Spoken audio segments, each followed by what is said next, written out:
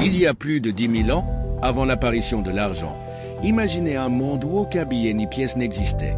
Aujourd'hui, tout tourne autour de lui.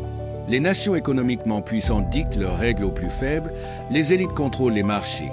Et derrière chaque grande décision politique, l'argent impose sa loi. Si vous maîtrisez l'argent, vous gardez le contrôle. Mais si vous en ignorez les codes, vous êtes condamné à les subir. Mais au fond, d'où vient ce fichu argent? Comment a-t-il pris un tel pouvoir sur nos vies? Et surtout, comment en est-on arrivé là? Restez bien jusqu'à la fin. Vous allez voir, l'argent a plus d'influence que vous ne l'imaginez. Nous sommes en 9000 avant Jésus-Christ. Vous vivez dans une tribu et il n'existe ni billet ni pièce.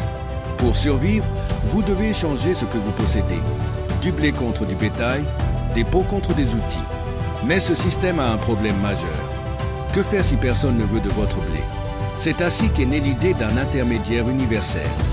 Vers 3000 avant Jésus-Christ, les Sumériens utilisent l'orge comme unité de valeur. En Égypte, on échange des lingots de cuivre et d'or. Mais le véritable tournant arrive en 687 avant Jésus-Christ. Le roi Aliad de Lydie, dans l'actuelle Turquie, frappe les premières pièces d'or et d'argent. Elles sont standardisées, légères et facilement échangeables.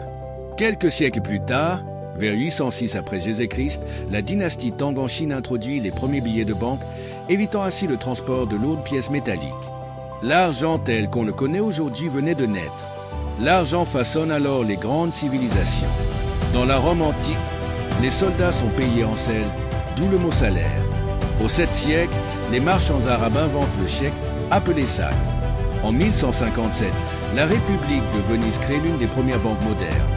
Mais au XVIIIe siècle, un changement majeur bouleverse le monde, le capitalisme moderne.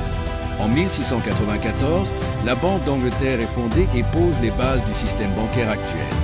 En 1792, la bourse de New York ouvre ses portes, marquant l'ère des marchés financiers. En 1944, les accords de Bretton Woods établissent le dollar américain comme monnaie dominante. Aujourd'hui, une nouvelle révolution est en cours. En 2009, le Bitcoin est créé, donnant naissance à l'ère des crypto-monnaies. La finance numérique et l'intelligence artificielle redéfinissent notre rapport à l'argent. L'argent évolue sans cesse, mais son pouvoir sur le monde reste intact. Alors, qu'est-ce que l'argent représente aujourd'hui? Il est omniprésent, riche ou pauvre, salarié ou entrepreneur, il façonne vos choix, vos ambitions et même votre bonheur. Il définit le pouvoir. Les pays riches dominent les pays pauvres, les élites contrôlent l'économie et les décisions politiques sont souvent dictées par l'argent.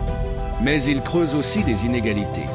Pendant que certains accumulent des milliards, d'autres peinent à survivre. Comprendre l'argent, c'est maîtriser sa propre destinée. Alors, vous l'aurez compris, l'argent est bien plus qu'un simple moyen d'échange. C'est une force qui a façonné l'histoire, un outil puissant que certains maîtrisent et que d'autres subissent. Et vous, pensez-vous que l'argent fait le bonheur? Dites-le en commentaire, je lirai vos réponses. Si vous voulez découvrir les secrets des riches, abonnez-vous et activez la cloche. La prochaine vidéo pourrait bien changer votre vision de l'argent.